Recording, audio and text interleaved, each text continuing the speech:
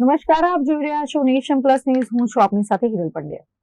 વડોદરા જિલ્લાના પાદરા તાલુકાના રણુ ગામે એક હૃદયદ્રાવક ઘટના સામે આવી છે.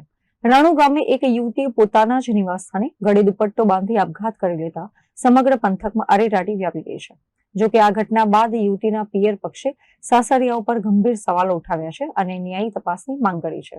થોડા દિવસો અગાઉ પાદરાના રણુ ગામે એક પરિણીતાએ અગમ્ય કારણોસર ગળે દુપટ્ટો બાંધી આપઘાતનો રસ્તો પસંદ કર્યો હતો. ઘટનાની જાણ થતાં જ આસપાસના લોકોના ટોળા ઉમટી પડ્યા હતા અને પોલીસને જાણ કરવામાં આવી હતી. પાદરા પોલીસે તાત્કાલિક ઘટના સ્થળે પહોંચી યુવતીના મૃતદેહને નીચે ઉતારી તેને પોસ્ટમોર્ટમ અર્થે પાદરા સરકારી હોસ્પિટલ ખાતે ખસેડ્યો હતો. આ મામલે પાદરા પોલીસે અકસ્માત મોતનો ગુનો નોંધી તપાસના ચક્રો ગતિમાન કર્યા હતા. જોકે બીજી તરફ પરિણીતાના પિયર પક્ષના લોકોએ સાસરી પક્ષની ભૂમિકા સામે શંકા વ્યક્ત કરી છે અને સાસરી પક્ષ પર પોતાની દીકરીની હત્યાના આક્ષેપો લગાવ્યા છે.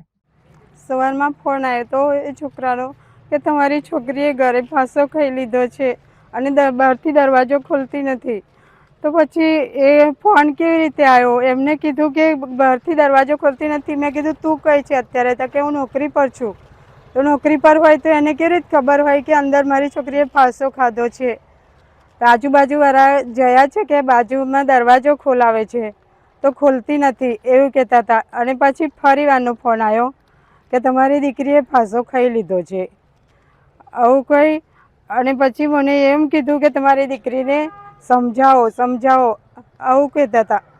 અને મારી દીકરીને મારે ન્યાય જોઈએ છે સાહેબ. મારી દીકરીને મારી નાખી છે લોકોએ. અને પહેલાં પણ એવી રીતે મારતા હતા, એમના સાસુ સાસરા પણ મારતા હતા એ મારી દીકરીને. મારી દીકરીએ 2 વાર મને ઘરે આવીને કીધું છે મમ્મી મારા સાસુ સાસરા મારા ઉપર હાથ ઉપાડે છે.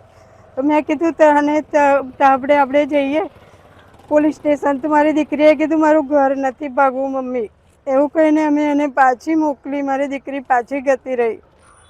મને ત્યાંથી નથી હવે અહીંયા ઘેર એવું કીધું. અને પછી અમે મારી દીકરીને પાછી મોકલી. તો મારી દીકરીને ફરી એની સાસુ એવું કહેવા મળે એ છોકરો બીજી છોકરી સાથે પણ વાતો કરતો હતો. અને એ છોકરી મેં જ્યારે ફોન પર પકડાઈ ત્યારે એ છોકરો એવું કહેવા મળ્યો કે આ બધું ખોટું છે. ત્યારે એ છોકરીએ એવું કીધું કે મને એ છોકરો પસંદ છે એટલા માટે હું એને ફોન કરું છું અને એને વિડીયો કોલ કરું છું. એ છોકરીને એ ફોન કર્યો કે મારા જમાઈ સાથે કેમ વાતો કરે છે? તો કે મને એ ગમે છે એટલા માટે. અને એની સાસુ મારી દીકરીને એની સાસુ એવું કહેતી હતી કે જ્યારે એ બહાર રાખે છે ઘરમાં તો નથી લાવતો ને એવું કહેતી હતી એની સાસુ. અને મારી દીકરીને મારતો હતો તો એના સસરા સાસુ બેઉ પકડી રાખતા હતા. મારી દીકરી ઘરે આવીને કહેતી હતી કે મમ્મી મને પકડી રાખીને મરાવે છે આવું કહેતી હતી સાહેબ મારી દીકરી. તો મારે ન્યાય જોઈએ છે, મારી દીકરીને ન્યાય જોઈએ છે સાહેબ. મારા નાના ભાઈ શ્રી મનુભાઈની છોકરી ખુશ્બુબેન રણુ ગામે શ્રી કૌશિકભાઈ સુરેશભાઈ ને ત્યાં ગયા વર્ષે પરણાવેલી હતી. અને 1 વર્ષ સુધી 1 વર્ષ ને 2 મહિના સુધી સંસાર સારી રીતે ચાલ્યો. પરંતુ તારીખ 16/4/2026ના રોજ રાત્રે એ લોકોએ ઝઘડા કર્યા અને છોકરીને ઢોર માર્યો.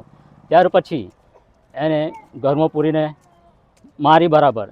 અને અમને જ્યારે એવી માહિતી મળી કે એ લોકો રાત્રે નજીકના હોસ્પિટલમાં છોકરીને લઈને પણ ગયા હતા, ત્યાં તેને મૃત જાહેર કરવામાં આવી હતી. ત્યાર પછી એ લોકો આવી અને ત્યાં રૂમમાં પંખાએ લટકાવી દીધી હતી. ત્યાર પછી એ લોકો બહાર સ્ટોપર મારી અને ત્યાંથી ફરાર થઈ ગયા હતા. જ્યારે સવારમાં 7:40 જમાઈનો ફોન આવે છે કે તમારી ખુશ્બુ મારો ફોન ઉપાડતી નથી.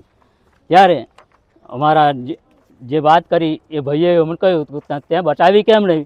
એને બચાવી જોઈએ ને. તો પેલા ના હું નોકરી પર છું. જો એ નોકરી પર હોય તો ટી-શર્ટમાં જઈ શકે? એ શક્ય છે? મારું એવું નિવેદન છે કે જો પણ એ કંપનીમાં નોકરી કરતો હોય ત્યાંનો એ CCTV કેમેરા ચેક કરે અને પછી એના પર એક્શન લે.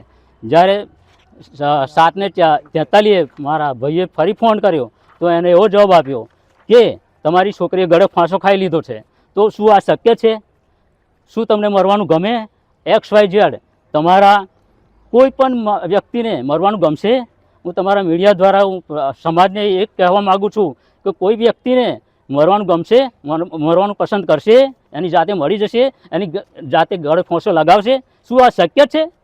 જો મોદી સાહેબ, ગૃહમંત્રી અમિત શાહ, શ્રી CM ભૂપેન્દ્રસિંહ પટેલ અને આપણા હર્ષ સંઘવી સાહેબ જો બેટી બચાવો બેટી પઢાઓનું વાક્ય આલતા હોય, પરંતુ આપણા સમાજમાં જ બેટીઓનું અપહરણ કરી એને ખાઈ જાય છે. આ સમાજમાં પ્રસરેલા રાક્ષસરૂપી પિશાચોને બહાર લાવો અને એમને સતતમાં સતત સજા આપો, એવી અમારી મીડિયામાં જાહેરાત છે. તો આપ સાહેબ અમારી વિનંતીને ધ્યાનમાં લઈ એને સખતમાં સજા મળે અને એને મીડિયામાં જાહેરમાં ફાંસી મળે, એવી અમારી માગણી છે. તો જ અમારી દીકરીને સાચો ન્યાય મળ્યો એમ કહી શકાશે. બાકી આ ભૂત પિશાચો, રાક્ષસો સમાજમાં દીકરીઓનું અપહરણ કરી એને મારી નાખશે, એ મારી કોઈ બોહેધરી નહીં સાહેબ. એટલે હું એ વિનંતી તમને કરું છું કે મારી છોકરીને હંમેશા ન્યાય મળે અને ન્યાય મળવો જોઈએ. જે આ સરકારી કર્મચારીઓ છે એનો પક્ષ ના ખેંચે, કારણ કે એ લોકો રાજકીય લેવડ દેવડ ધરાવે છે અને ઘણી બધી લેવડ દેવડ કરી રહ્યા છે અને મારો કેસ ડાઉન કરવા માગે છે. પણ સાહેબ આ કર્મચારીઓને તમે પણ, તમારી પણ એક દીકરી હશે. જો તમારી દીકરીને આ રીતે કોઈ સમાજમાં મારી નાખશે તો તમે પણ તમારો આ લોટ લુસવત ના લ્યો અને સમાજમાં મદદ કરો, આ છોકરીઓને બચાવો, એવી મારી નમ્ર વિનંતી સાહેબ. અત્રે ઉલ્લેખનીય છે કે આ કેસને લઈને પરિણીતાના પિયર પક્ષના સભ્યોએ પોલીસ સમક્ષ સાસરી પક્ષ સામે યોગ્ય અને સઘન તપાસની માંગણી કરી છે, જેના કારણે આ કેસ હવે વધુ પેચીદો બન્યો છે. યુવતીએ કયા સંજોગોમાં આપઘાત કર્યો અને પિયર પક્ષના આક્ષેપોમાં કેટલું તથ્ય છે એ હવે પોલીસ તપાસ બાદ જ બહાર આવશે. હાલમાં પાદરા પોલીસે બંને પક્ષોના નિવેદન લેવાની તજવીજ હાથ ધરી છે. Prajesh Shah, nation plus news, Padra. સમાચારોના સતત અપડેટ મેળવવા માટે અમારી નેશન પ્લસ ન્યૂઝની યુટ્યુબ ચેનલને સબસ્ક્રાઇબ કરો, બેલ આઇકન દબાવો અને જોડાયેલા રહો ફેસબુક, ઇન્સ્ટાગ્રામ અને ટ્વિટર પર.